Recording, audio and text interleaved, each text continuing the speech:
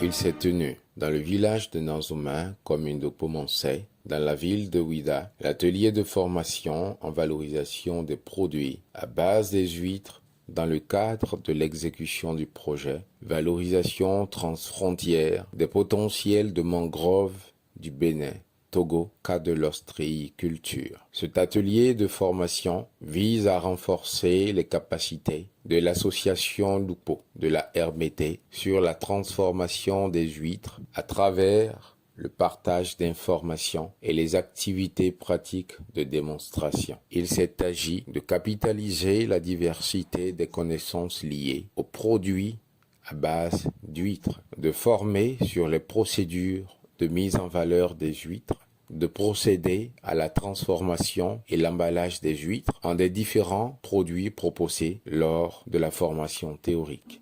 Moi, c'est Roundino Ebenezer. Je suis le coordonnateur de l'ONG CORD, entendez Coordination pour la recherche et le développement en environnement. Nous intervenons beaucoup plus dans la préservation de l'environnement. Nous sommes focus sur la restauration de l'écosystème mangrove. Le projet qui nous réunit ce matin, c'est la valorisation des potentialités des mangroves à travers la production durable des huîtres. Ici, c'est Madame Arwandino Séraphine. Je suis une formatrice sur la promotion des huîtres, la valorisation des huîtres. Nous sommes là pour leur donner une petite formation sur les huîtres. Nous avons effectué une première étape qui consiste à montrer les différentes étapes de la transformation des huîtres. Nous avons fait une projection vidéo qui s'est déroulée en 3 étapes. Une première étape consiste à faire les huîtres sous forme de frites. Une deuxième étape, comment faire les huîtres sur le grillage, c'est-à-dire à les fumer, les mettre sur les brochettes. Une troisième étape, les bouillons des huîtres. Je suis David Akodekou, je suis un assistant technique à Code ONG et l'un des responsables du projet ostréiculture dans les zones de mangrove du Bénin.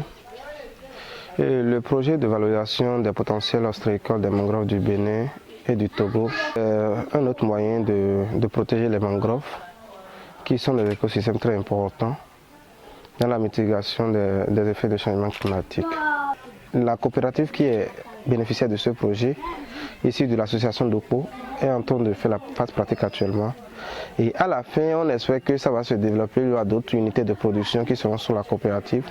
Et ces méthodes respectueuses de l'environnement pour la production des huîtres sera encore plus promue dans la sous-région, pourquoi pas.